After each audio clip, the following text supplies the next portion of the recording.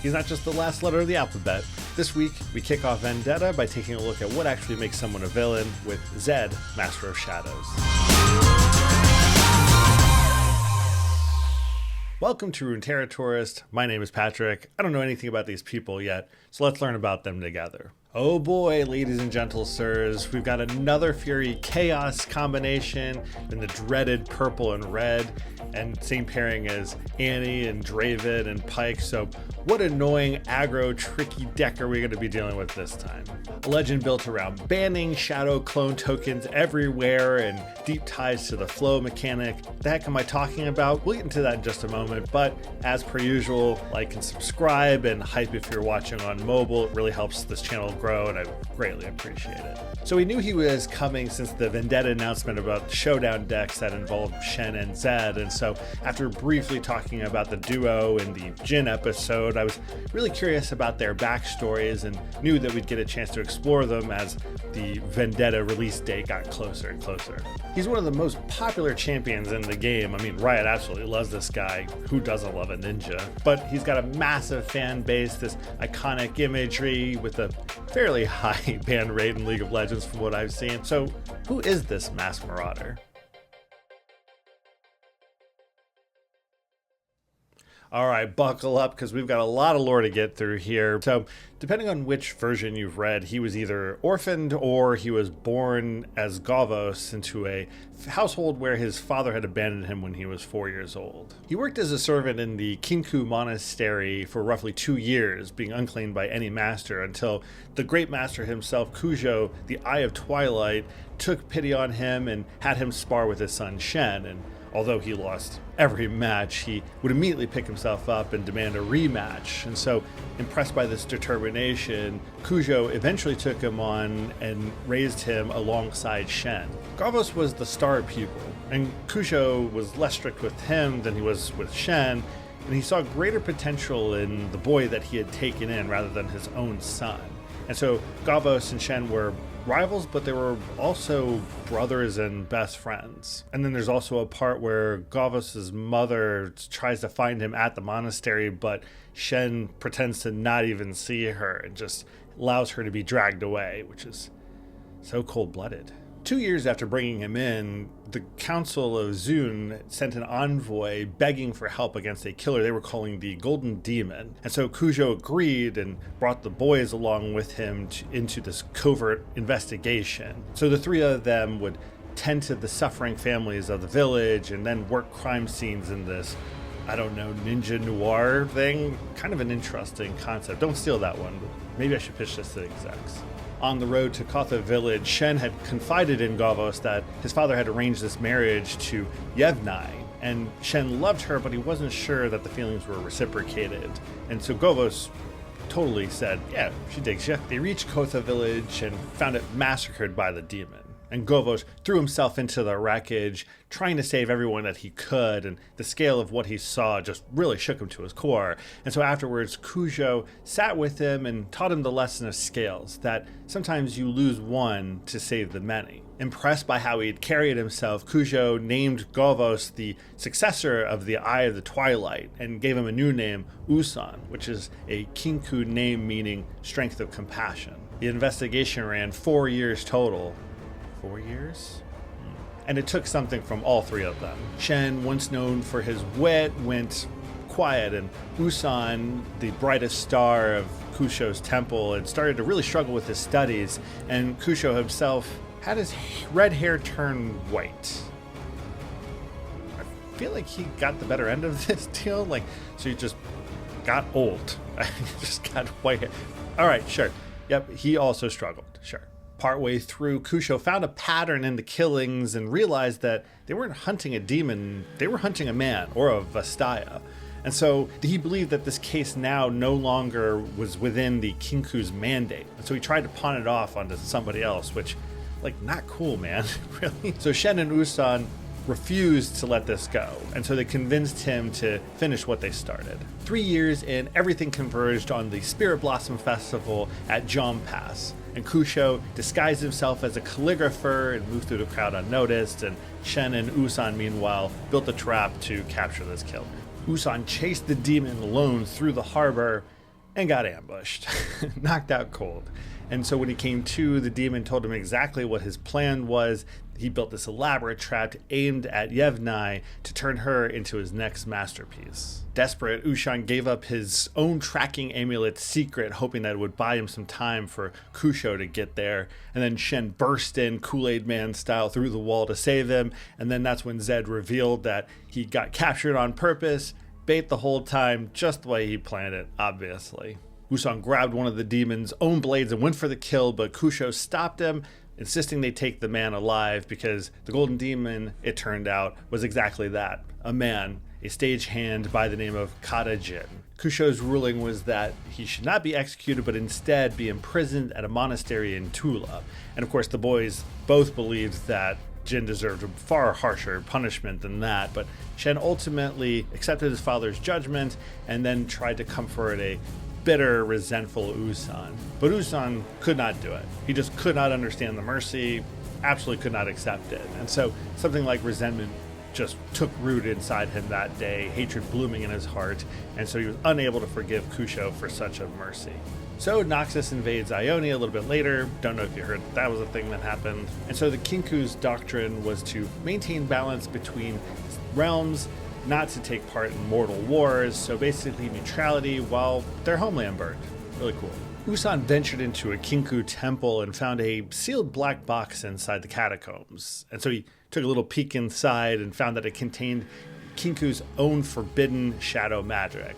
And in just that brief contact, it left him with this ugly bitterness and this growing contempt for weakness. He came out of that temple and asked Kujo to help fight back against Noxus. And of course, Kujo refused, and so that refusal, along with the resentment that it was already building since Jin's imprisonment, was basically the final straw. He left the order, and now, no longer bound by the Kinku's doctrine, raised a following of warriors of his own to help fight the Noxian invasion, and now he's started calling himself Zed. He quickly realized his own abilities would never match his growing ambition, so he and his new order returned to the catacombs to seize the box for themselves, for reals this time. The Tears of Shadow, this ichor that grants shadow magic to those who ingest it or get it tattooed onto them.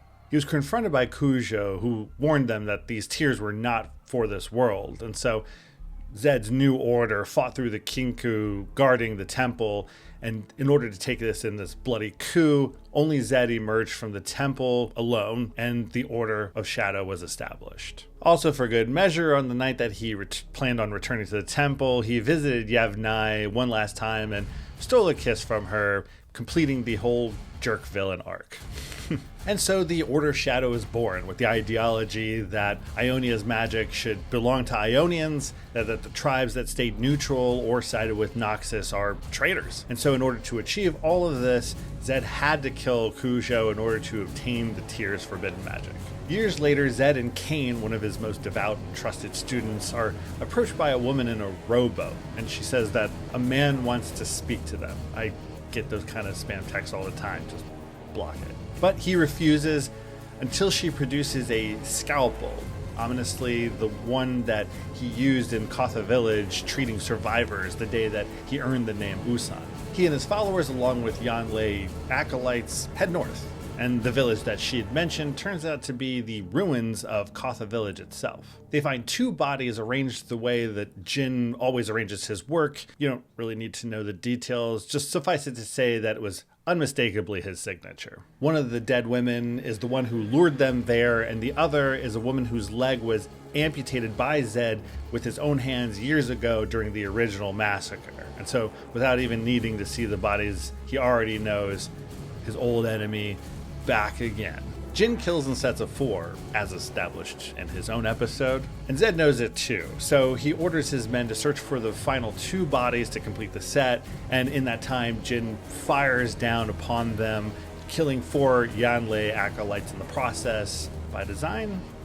Probably, knowing Jin. Zed vanishes into shadow to give chase, and Jin manages to escape into the crowd at the Spirit Blossom Festival. Zed realizes he can't do this alone, and like any good 80s buddy cop movie, he knows that the one person who could actually help him stop Jin is the one person who wants him dead. Zed travels to the Quenjo estate to seek out Yevnai, and her engagement to Shen ended the day that Cujo died, so since then she's married Lord Quenjo. And so her Vastaya servant tried to turn him away, but she invited Zed in. Zed comes to her to try to find Shen, and when she refuses, he watches her children playing in the courtyard and notices that one of them just so happens to have Vastayan heritage. And so what does he do?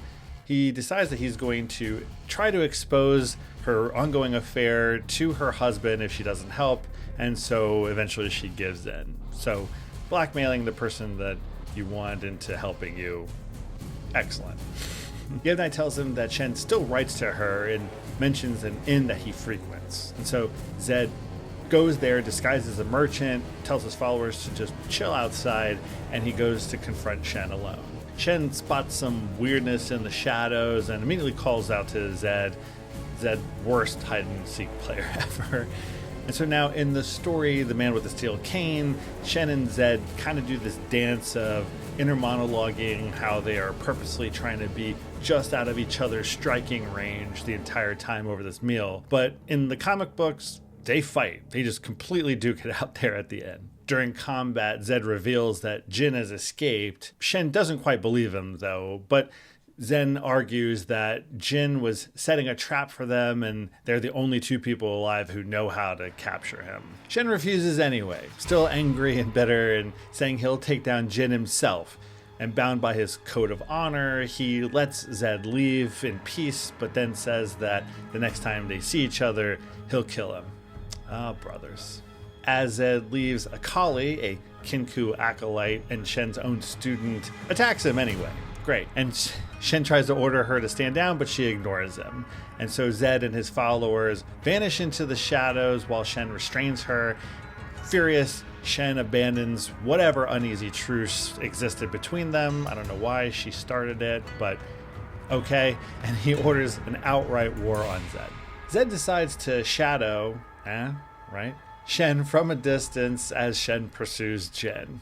In case anything happens to him, since this is a dangerous mission, he formally swears in Cain as his successor to protect the rest of them now that they're formally in war with the Kinku. And then he goes alone. He trails Shen and Akali across the region as they chase leads, which brings them to the port city of Nanthi, where Jin has rigged the town's lanterns with explosives set to detonate when the bells toll 4 times for a departing ship.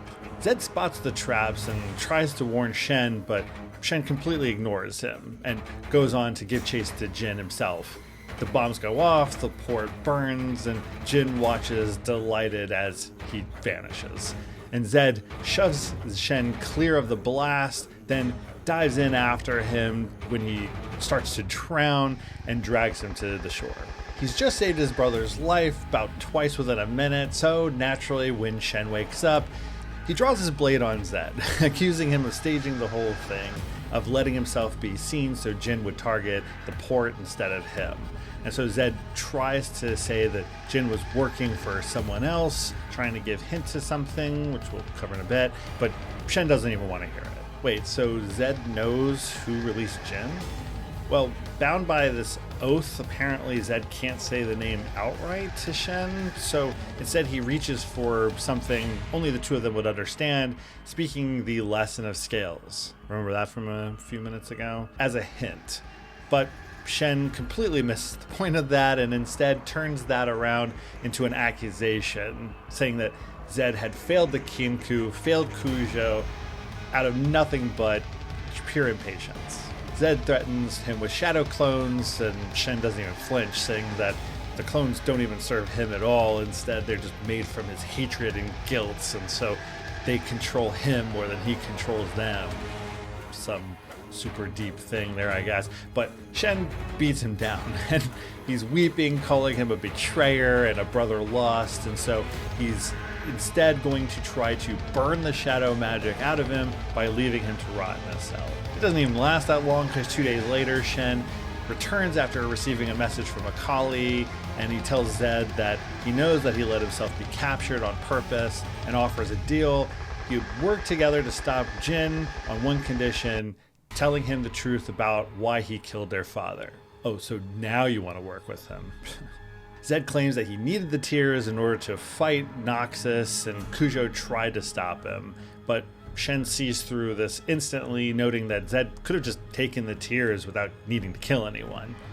So then Zed confessed that he was just jealous of how much Cujo loved Shen, which Shen also sees through that lie, noting that Cujo loved them both equally. So Shen demands the truth. You can't handle the truth, or whatever. So Zed admits that Cujo had been right, that the Kinku couldn't get involved in a war without corrupting its sacred purpose, so someone had to fight for Ionia, and if Zed had simply taken the tears and walked away, Kinku members might have followed him. So he tried to become their enemy instead. And so betraying Cujo publicly was the only way to really make the split permanent and public. So Shen finally accepts this and frees him. But then they immediately disagree about what happens once Jin gets caught and starts fighting again. Come on, guys, really, jeez. Zed wants Jin dead, Shen wants him captured, insisting that Jin doesn't threaten the balance the way Zed claims, whatever balance means. And in this time, Jin has gone to Piltover, and Akali has gone over there to chase him down. And so Zed asks Shen again whether he's worked out who released Jin, just really trying to get that through him without saying names. Shen dismisses the question outright. The only people who would possibly know that Jin was being held captive were the two of them, Yenvai and their father. So close to getting it right. They find Akali at an old opera house, bound to Jin's props and surrounded by traps. And so Jin watches calmly from nearby, ominously. And so Shen moves in to strike, but turns out to be just a decoy. And so Jin moves in to finish off Akali once and for all. So Zed emerges from the shadows. Two of them rush Jin together, but Jin evades them all, sets off more traps, and downs them both. But Zed barely manages to escape to free Akali, and Jin ends up getting pinned down by Akali herself after all of that. As she's holding his gun, Shen begs her to stop, and Zed knocks her aside, demanding to know how Jin escaped. And so Jin's answer was that he hadn't escaped, he was freed. And Zed already knows the reason and how this happened, of course. Enraged, Zed throws Jin at Shen's feet, tells him their bargain's fulfilled, and disappears into the shadows. And so weeks pass. Zed returns to Ionia to confronts the Order's patron. As he approaches, he finds himself wishing Shen would just have picked up on the hints and worked it out for himself. You and me both, pal. You see, Cujo wasn't actually dead. The murder was planned by Zed himself as this proposed plan, so striking a deal with Cujo to fake his death, then Zed would take the blame publicly as the person who killed his own master, creating this order that the Kinku would despise. And in the meantime, Cujo would disappear into the background and then lead the Navori Brotherhood, this military faction that could fight for Ionia in ways that the neutral Kinku would not. So Zed's coup, the murder of his master, this birth of the Order of Shadow as the Kinku's sworn enemy, all of this was built around this idea to give Ionia a weapon that could actually fight against the Noxus invaders. Inside the temple, Cain is, interestingly enough, already by Cujo's side, ominously, and so Zed demands to know why he freed Jin. And so Cujo's answer was the fear that Jin caused was necessary to unite Ionia under the Navori Brotherhood. Very weird reasoning. He also reveals that he's known all along that Zed is trying to nudge Shen along into understanding the truth. And Zed doesn't want Ionia to fall into civil war, so he attacks. Cujo orders Cain to attack Zed. Betrayal.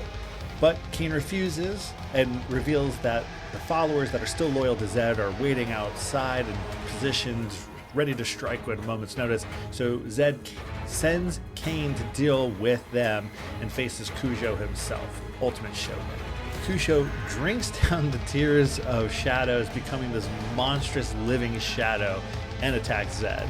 And so he taunts Zed with every failure of his life while he does it like a real monster, I guess. And Zed, who's spent years accepting exactly how dark he's willing to go, kills him unremorsefully. Holding his dying master, Zed finally realizes that he's committed the crime that he has spent all these years being falsely blamed for. Outside, Kane has already handled all of the Kusho's soldiers, some of whom were Zed's own turned followers, and he can't quite believe that Kusho thought he'd ever betray the man that gave him such a purpose and a home. And as they leave, Zed wishes that Shen would have figured it out on his own, but at least Jin is caught. And that ends the comics. You can really feel Marvel's influence in Zed's story based on the comics there compared to how thin his original backstory really was with Riot. And so underneath all the twists, it's really asking a lot about what makes somebody a villain, who gets to determine what is virtuous. Jin is going to be Jin, but the fact that Zed and Shen had all of this back and forth for so long and differing opinions, the real monster all along was their own master Kusho, who basically had this ends justifies the means thinking with that ominous and warped way of thinking of the lesson of scales there. Also, Father of the Year, am I right? I mean, just kind of negging Shen this entire time, thinking he wasn't worthy of being the Eye of Twilight, and then ultimately Shen does become the Eye of Twilight anyway. We'll get into his whole story next week, but the idea that then backed into a corner, he drinks the forbidden shadow powers himself, just what a guy. All that to say, it's interesting to see Zed's take on all of this. The fact that he didn't, in fact, kill Kusho after all, but was willing to live with the stigma of somebody who had murdered his master and creating this order of shadows, which kind of warped him in a way, which we'll get into in a second when we talk about cards and his abilities in League of Legends. But very interesting to see all these different takes on what is virtuous and who is a real monster at the end. All right, that was a lot of lore to get through, so let's see how Zed plays in Riftbound and also go through some of his history with how he plays in League of Legends and Legends of Runeterra. Zed is an assassin built around his disdain for the weak and duplications of himself, right? His signature ability, Living Shadow, creates a clone of himself and mimics his Razor Shuriken attacks, chucking a shuriken for physical damage, and Shadow Slash, which can slow the enemy down for a quick moment, and he can swap places with his spawn shadow. His ultimate, Death Mark, makes him untargetable as he dashes to a victim, marks them, he spawns a shadow, you strike the target from multiple angles, there's a window when Zed can swap places, and then a few seconds later the mark detonates, amplifying the damage dealt between. It's not really fun to face at all.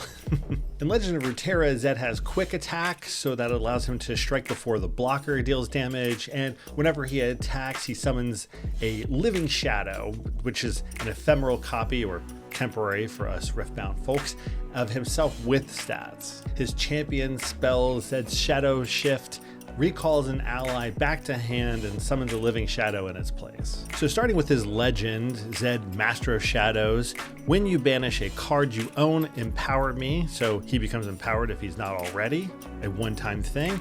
Action, disempower me and exhaust this card to discard one card, then draw one. So we need to go over a few of the new rules, which I conveniently already did with the Vendetta survival guide, which if you haven't seen already, why not? Why haven't you? So for Empowered, you pay the Empower cost to switch this card into its Empowered state, unlocking additional abilities listed under the Empowered keyword. Some effects empower units without having to pay through energy or power costs, but through other alternatives, as we see here with Zed. Then there's Flow, and cards with Flow can be played from your trash, and once they are, they're banished instead of returning to your trash or being recycled. There are other cards that allow you to banish them instead, but these are the new mechanics for Vendetta. Banishing as the Empower trigger ties him to the set's whole engine here. Playing cards with Flow banish themselves. His signature spell conveniently also does this, has the Flow keyword there. And Shadow Clones banish from trash. Oh my gosh, I gotta talk about Shadow Clones now. The Shadow Clone token is a 0 might unit token that has the text, when I attack, you may banish a unit from your trash. If you do, give me Assault for this turn. And as a reminder, Assault is added when units attack only. The clone is nothing on its own. I mean, it's just a 0 might unit, a literal shadow. Don't tell Vex's signature unit about that though. keep that on down low. The disempower loot effect, the whole discard a card to draw a card mechanic, helps filter through your deck. And so it also stocks your trash up with flow cards or units for these shadow clones. So even the cost kind of feels like an engine. So nothing on his legend really ties directly into his League of Legends or Legends of Runeterra abilities, but it's mostly because these are trying to fuel the engine for what the other cards are trying to do, such as his signature spell Death Mark. It's a 2 energy, 1 power cost spell that has burn 3, and burn is a new keyword that says put the top 3 cards of your main deck into your trash.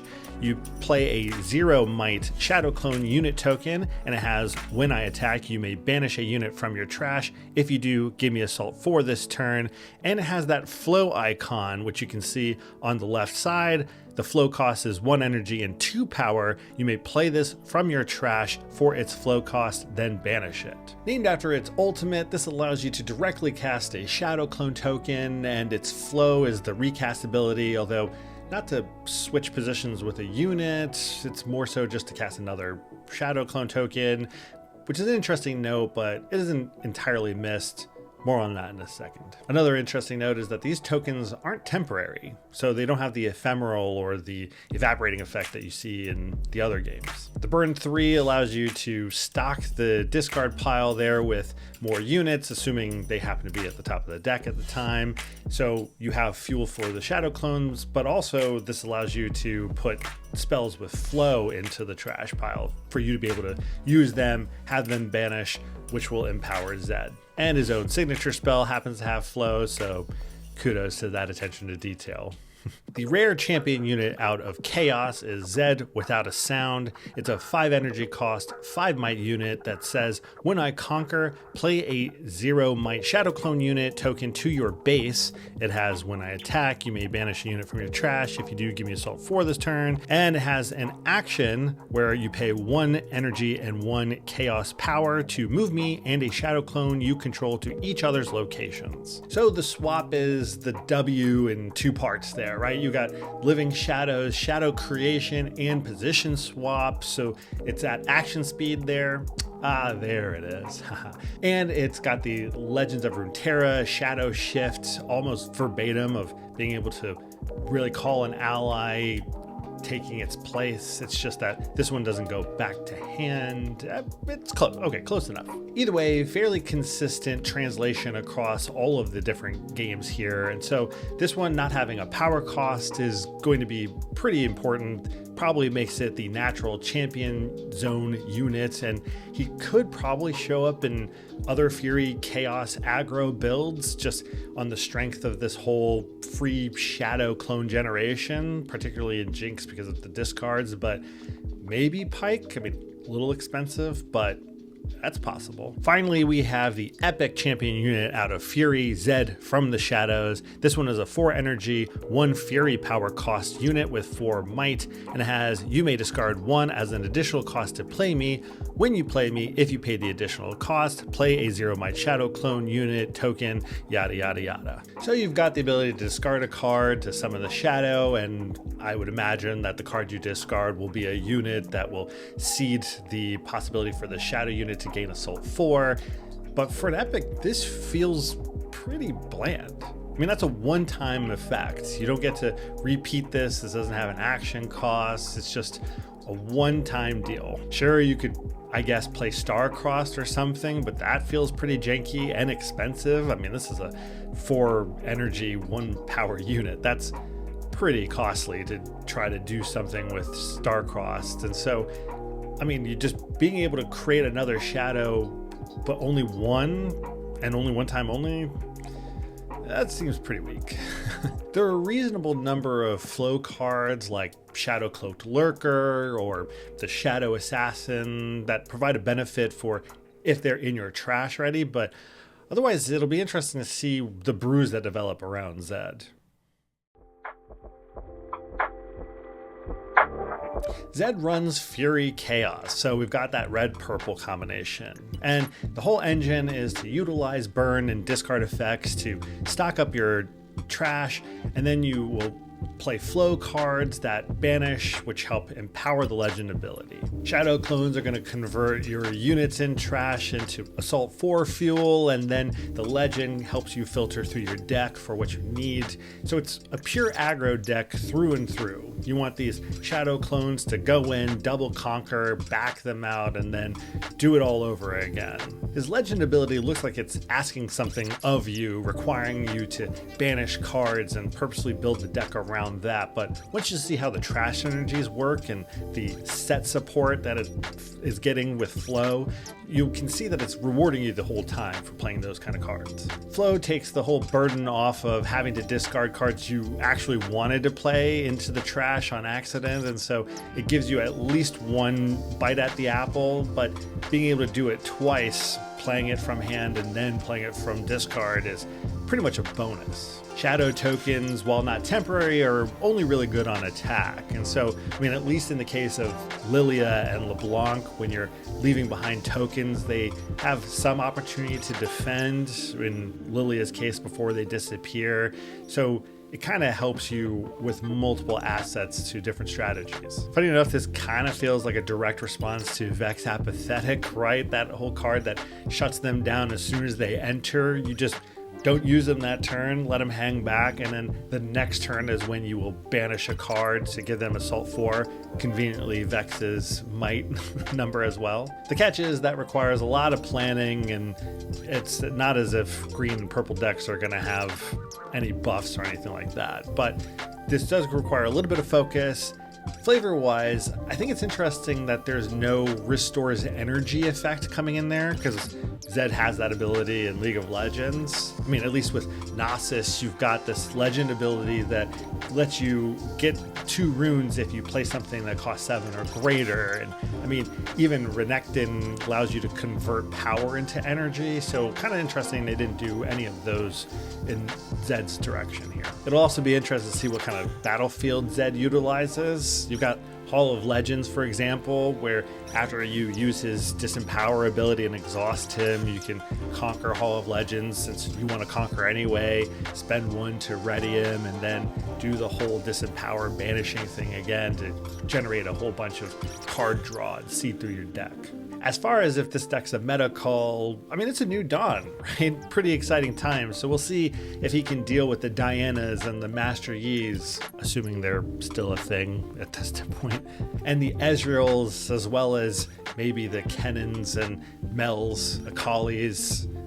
Jeez, even Renekton or Mbessa has a chance. I don't know. It's exciting times. I'm not sure what to make of this whole meta yet. All I know is never dismiss a legend that has the ability to access purple. As far as lore, it's really interesting because it's hard to determine whether he's a hero, villain, somewhere in between. Riot's kind of not really taken any serious direction with him one way or the other. They seem to refuse to resolve that subject regardless. So whether that's a strength or an abdication, tough to say. I will say I like the direction that the comic took rather than just his generic backstory that seems to be more of a play in tandem with Shen, right? So we'll see what they do with him in the future, because he's clearly somebody that Riot really likes to utilize in thematics and stuff. But thematically in Riftbound, he's probably as clean as it comes, right? Given the Shadow Clone tokens, his ability to swap with them, a la League of Legends and Legends of Runeterra, Fury and Chaos seems to fit perfectly for somebody who's spurned the Kinku and is willing to do whatever it takes to win. So to the Zed mains, did I miss anything? What did I get wrong? And what about Zed do you love so much? Let me know in the comments below. Really curious to hear your thoughts. In the next episode, we take a look at the other half of the story by seeing the balance-obsessed Shen and what the deal is with that sultry alternate art version that came out. We're back with the lore deep dives, and new episodes come out every week, so subscribe if that sounds like your kind of a thing. Don't forget to hype if you're watching on mobile. Please and thank you. And until next time, thanks for watching.